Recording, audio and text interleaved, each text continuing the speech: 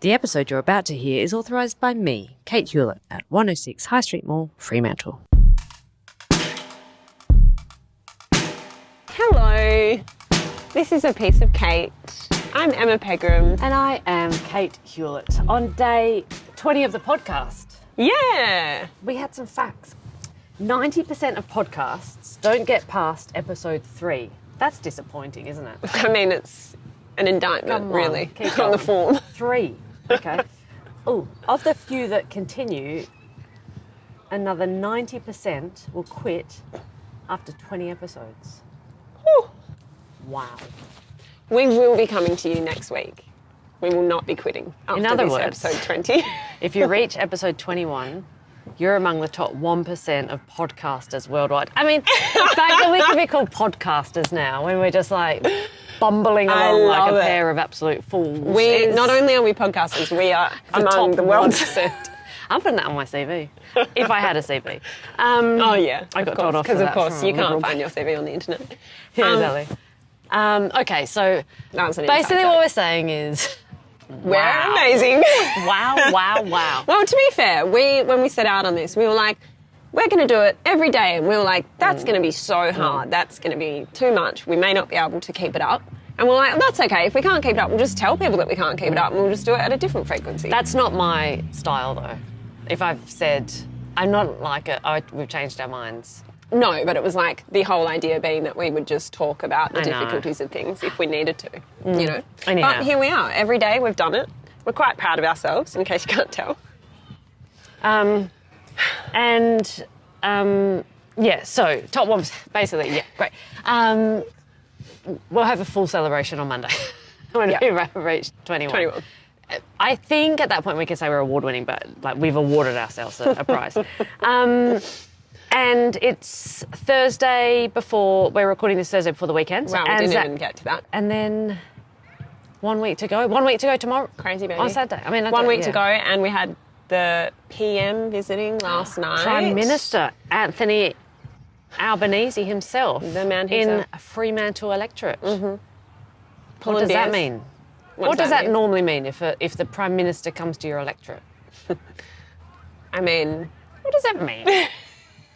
it's curious, isn't it? It's curious. Curious to make a visit. I mean, what, he's here for not very long, like maybe 48 hours max. He had a leader's breakfast this morning at Crown Casino. So he's being pretty selective with where he's going. That's Yeah, he could have One gone way of anywhere putting in it. Western Australia. That's one way of putting it. Anywhere. Any electorate.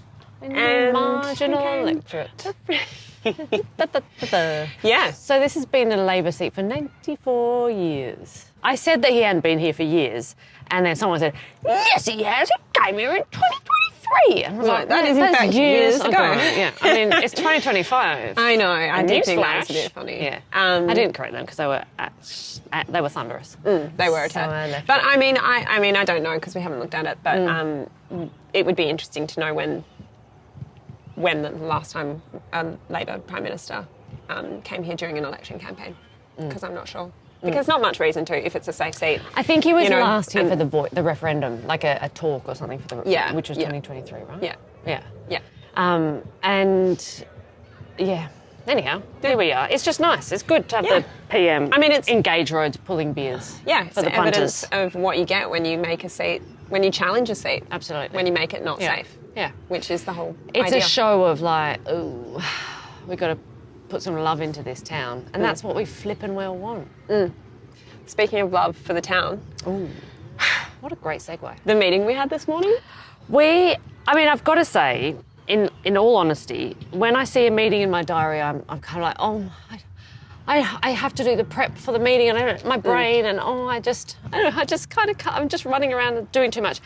And then we met the director of Perth Southwest Metropolitan Alliance. such a long name, What even he knew it. A breath of fresh air. He was so cool. Yeah. I mean, Emma and I were just like, clear the office. We're still talking. we could have spoken to him for Oh, hours. days. Like, he shared so many of our frustrations, our passions, our interests, our perspectives, you know, things that we've been talking about for years, since 2023.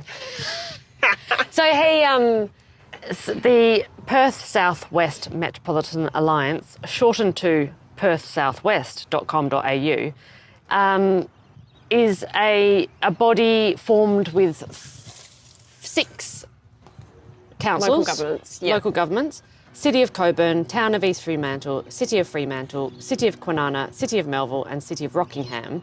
And the intent is that there's this kind of body that looks at all the infrastructure and all the projects that are happening in all those areas and ensures that there's a connection and a link and they're planned for 15, 20, 50 years.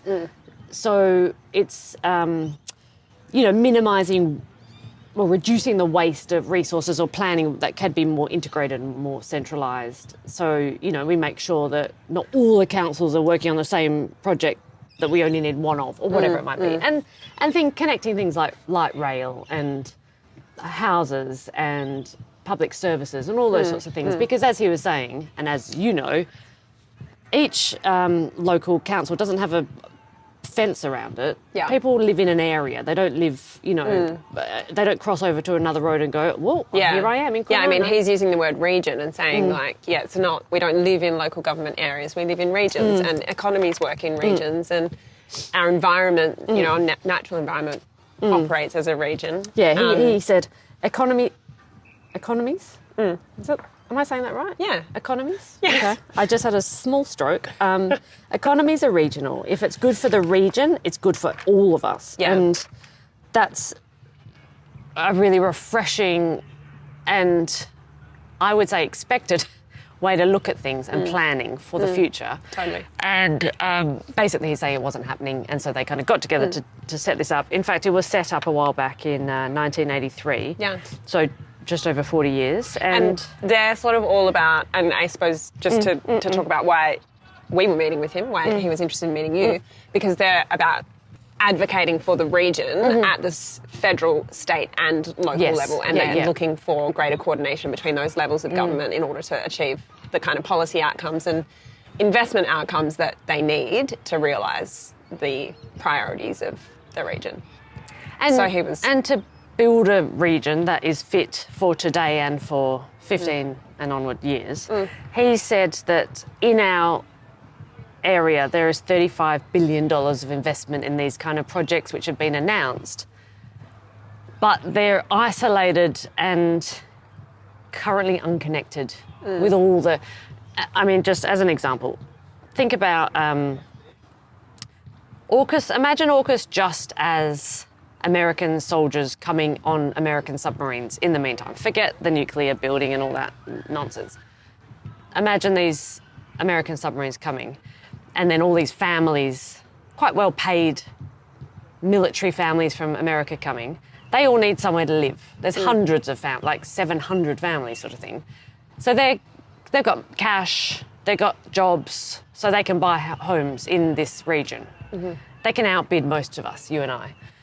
And then those kids from those families need places in schools. They need, maybe they need more GPs, childcare, maybe aged care, maybe the grandparents, and suddenly there's this absolute instant requirement for more services and we have not prepared for any of it. I also thought it was interesting, that because these things are so hard to communicate about because they're so multi-layered, but he was so... I mean, he knew, obviously, he lives in this information. Yeah. He's originally a planner and then an economic development kind of person. So he's got layers of understanding. But it was interesting talking to him about the on-flow effects of the investment that, these early stages of AUKUS are creating and the other projects, like it's the direct jobs, but also the indirect jobs and what that stimulates across the economy and what it requires across other aspects of our, our infrastructure and our lives. And how that there's need in those areas as well that needs to be addressed. And that I thought it was interesting because for a lot of the conversation, he's clearly he's searching for outcomes, he's looking for investment from federal government, from state government, he's looking for cooperation from private industry as well. So his work is very much about finding solutions. But I also what I found sort of the most, exciting but also maybe kind of frustrating part of the conversation was how much of an opportunity is there that's being ignored and wasted, Yeah, totally. It is... Yeah, absolutely. It feels like another perfect example of an opportunity Australia is wasting, like renewable energies and all the technologies that spin off that.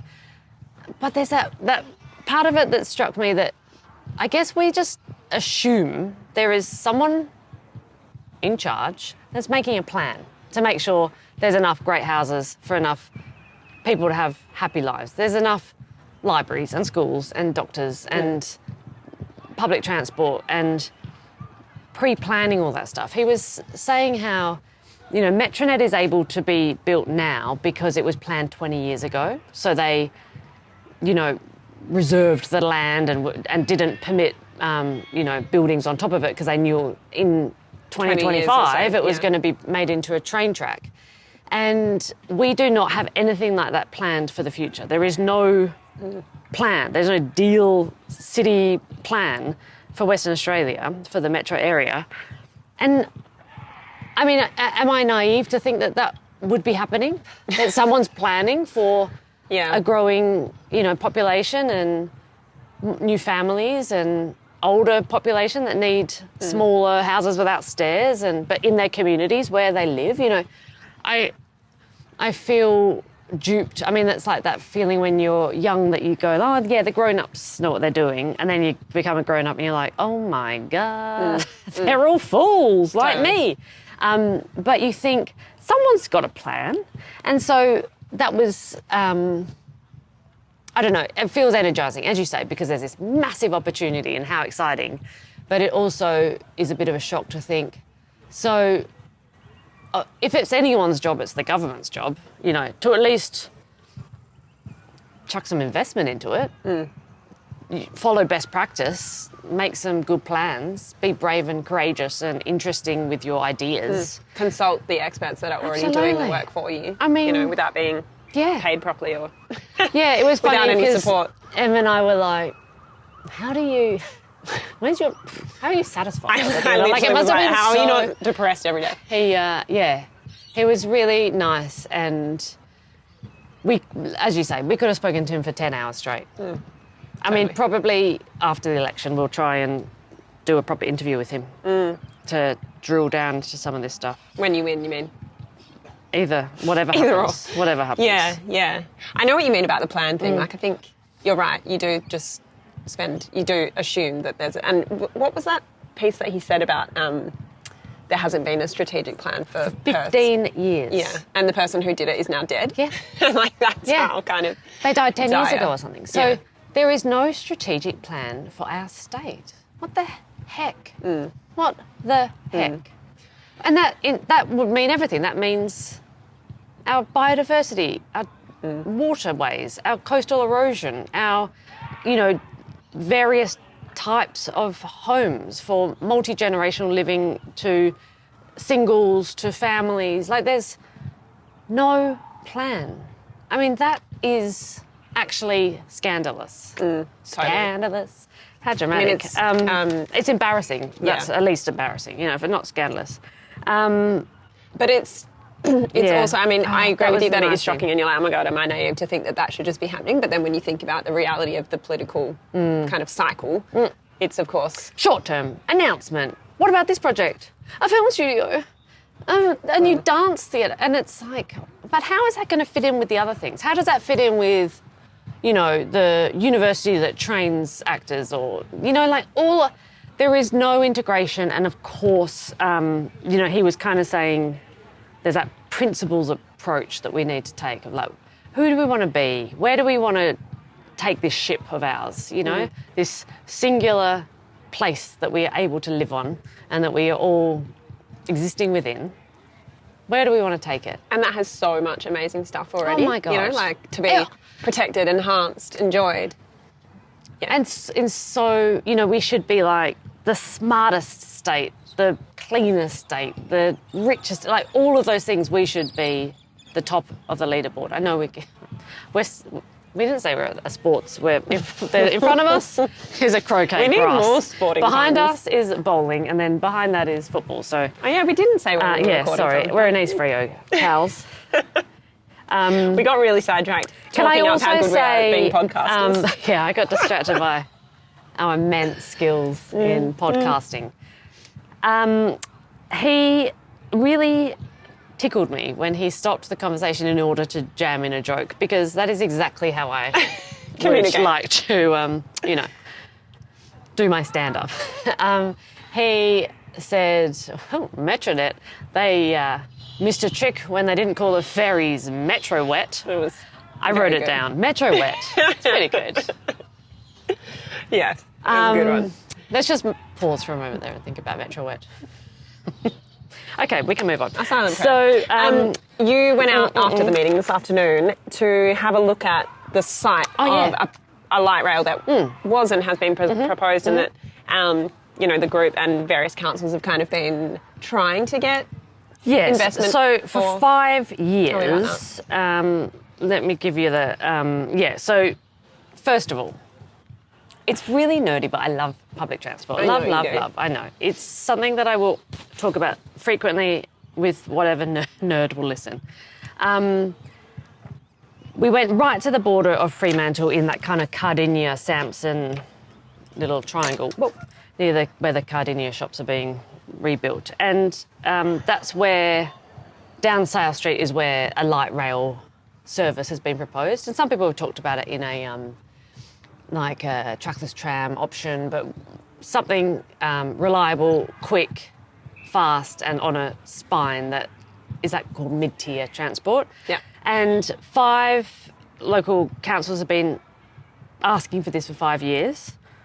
And it links, Fremantle, Beaconsfield, Hilton, Sampson and Murdoch.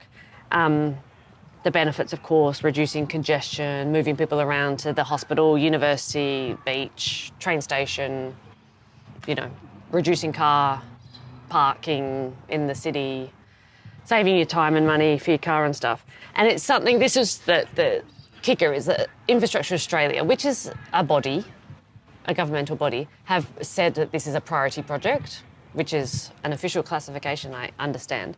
So they've said Perth Light Rail is a priority project, and yet the federal government have... not given a response. No, for years. And it's just, again, it's like, do they really not give a shit? Because actually light rail generates, opportunities for infill. And that's something that we spoke about earlier. The banks and the developers don't want to loan or release properties unless they've got a certain amount of pre-sales because they're worried about things falling over. But if you've got things like light rail and shops and schools and services, that gives the market confidence to invest and make things happen. And so what a pig of a job, that they've just walked away from it. Or they just need someone to bloody well, ask for it properly, beg for it, whatever. And I'm willing to do that, you know what I mean? As a public transport. I'll be knocking on the doors, on my knees. No, that sounded very rude. I won't, no, scrub that. I'll be knocking on the doors, assertively asking for public transport investment. I know you've talked about this before, but maybe you can remind the people why you're so passionate about public transport. Because I love hearing you talk about it. I said on the way out to the potential stop, the best cities and towns that you go and visit when you're travelling have got great public transport, whether it's trams or it's walkable, or it's got great bike networks, or it's got great trains. Convenient, fast, saves you money, you don't have to hire a car. It's much more fun to get around a town on public transport, so you can look around and explore like a local does. So there's that, that's always in my mind. And I think when your friends come and visit Perth, you're like, oh, did you hire a car? Because otherwise you're screwed, or you stay in FREO, like Central FREO, and just go, well, this is just the zone I'll hang out, and then I'll hop on the train maybe to Perth City, and then you get there and go, oh, this is not what I expected. But I worked for the Tube for a long time, London Underground, and I just felt incredibly proud. I was working there when the London bombings happened, and I was part of the team that kind of was doing 24-hour shifts to get everything. It wasn't like we were getting everything sorted because it was an actual terrorism attack. But the feeling that, there was literally an afternoon where everyone came out on the road from their cars, from their offices in central London, and as a kind of 2-minute silence, and I feel like I'm welling up thinking about it. But it was this, oh my God, I'm so tired. But, everyone was kind of insisting on travelling on the transport that still was running, and it was this connecting moment of people looking at each other in the eye and kind of, oh my God. I'm sorry, but it's so beautiful how emotional you are about public transport. Public transport or trees, I was like crying.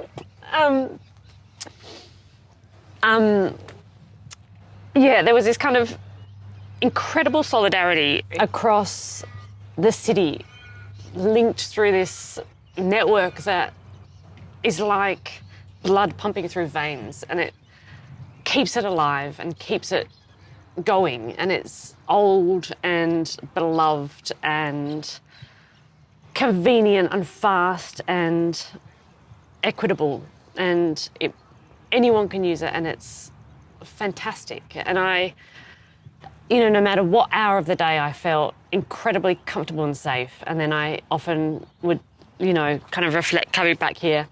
And if I was on a late night train or a bus in Perth, I'd feel really scared and nervous because I was so alone on it. But I was insisting to use it all the time because it's so great and people need to use it. It's like we need to support the things that are really good for people and for cities, and they help with equality and equity, and they help people get to work and see their friends and connect with each other. And I think it's a real failing not to be able to provide that to people, and to provide people just car pays for their single person car that they're isolated in for another 30 minutes. That we said it the other day, that there's studies that now show with proper evidence that people who commute the longest in traffic have the low levels of happiness. It actually reduces your life happiness. And we have great solutions for that, which is fantastic, connected, frequent, convenient public transport, yet for some reason we do not care to to invest in it and to prioritise it.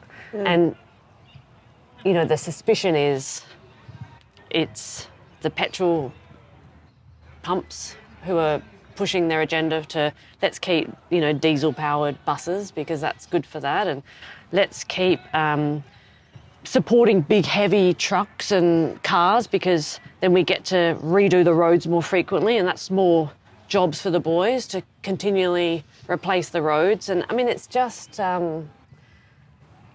it just doesn't feel good and right, and it's not future thinking, and it's a failing, I think, of our leadership. God, that was bizarrely emotional. I don't even know how to respond. I know. That was so beautiful and impassioned. Imagine someone crying and talking about trains. Jeez. Honestly, some train men in England would really get off on that. Trains are beautiful. I have spent some time watching trains on YouTube. It's really good for the calm brain. Millions of mental health. But my point is, it's a way to build a city. Yeah. And to hear that we don't have a plan for our city, and then to hear that there is this priority project that isn't being funded, or even, any effort is being put into it whatsoever. It's like, this is what governments are for. This is what they're flipping for. This is why we pay tax. Yeah, you got to start wondering what they're actually doing. What are you doing with it? The basic functions. Opening of another their friggin' role. gas export facility. Get real. Fighting about things that are unimportant. Totally. Can I just say something that also you can we say talked whatever about? you want. He said that we've got, the man that we spoke to this morning, and it relates back to what we talked about yesterday, that we have a mandate for double brick houses, which means you've got to have a thicker concrete slab on your house, which means you've got to dig a deeper well for the base sand, which means you need more yellow sand brought in. And every other state allows, like timber-framed buildings, which are lighter, then you need a thinner slab, then you need less sand, less earthworks and stuff. He knew so much. But it's like, there's another thing that's just like, why are we doing that shit? Like, make it easier and lighter touch and all of the things that everyone else is doing. Why are we laggards in literally every area? It's, the more I learn, the more frequently I cry about weird things, and the crazier it is that we aren't rioting in the streets, for our children. Well, I mean, the community coming together and asking for an independent to run in a safe Labor seat of 94 years kind of is, I guess, an equivalent of that, or, some kind of protest. Yep, absolutely. And that's why you're here. I was listening to a guy talking about protests saying the reason they're not reported on is that, like, particularly the progressive protests for environment or, anti-war or whatever it might be, is because they're never going to be as dramatic as the storming of the Capitol, which was a protest. But that kind of outrageous, like, it got so out of hand that even the organisers were like, we didn't have anything to do with that. They were like, oh. And so nothing is going to be so ridiculously over the top as that. That was obviously it a really set a new precedent. Mental time in our trajectory of our world. But so he was saying the best then way to circumvent that, to get change, is to do these community organising, getting together, being strategic, focusing on things within governments and, the bureaucracies that we have to have around us, and make influence change that way. So here we are. Just a hard cut to another thing. I wondered whether, and maybe we've been babbling on for too long now, but I really wanted to hear you share some of your nice messages. Because the end of the week, I thought it would be a nice way to see the week off. Okay. And there have been so many I should have ones. properly prepared for this. I True. also had an idea. You sent a few the other day. Yeah. I didn't get a chance to read, but maybe you've got a little. I went to the toilet today and there was wee on the seat, and I thought, How was the public toilet? It was at our flipping office, mate. And I was thinking, I really which one of these? Your ratings of public toilets. These ones are fantastic. Of course they are. Look at this place. Fantastic. Gorgeous. 100 out of 10.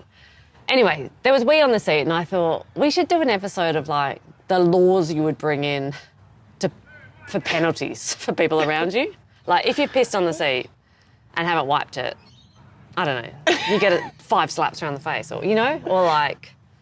We can do that. I don't know. We can set our own. It might be better to office. do that after the election, because maybe we'll be... Got a few other priorities this week. Well, maybe we'll be cancelled, and just give me 1 week, You're going to have to do the fastest reading of these ever, because I'm so cold that I can barely continue to speak. Okay, not that one. Okay, that's a hate mail. Okay, that's hate mail. All right.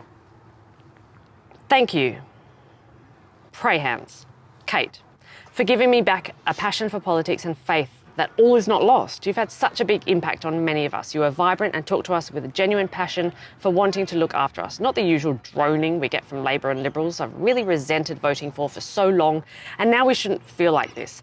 You've given me hope, and I'm not alone in this. You must be feeling the love. Hey, your enthusiasm for your work inspires me to be enthusiastic too. I truly appreciate it. You're a breath of fresh air, Kate. People are so nice. Oh, what about that many one? people are so awful. Okay, the one from the cleaning company that you sent. Oh, this is the pinnacle. In fact, when are we going to see them? I know, tomorrow. In fact, I've got to go to that flipping cafe. So just want to thank you for what you're standing for. And then the lines are so far apart, it's really dramatic. Like, sorry, just to preface. Scroll. This is from a cleaning company in, I think, Yangebup.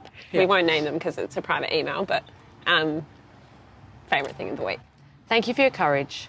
Thank you for your integrity. Thank you for your humility. Thank you for your honesty.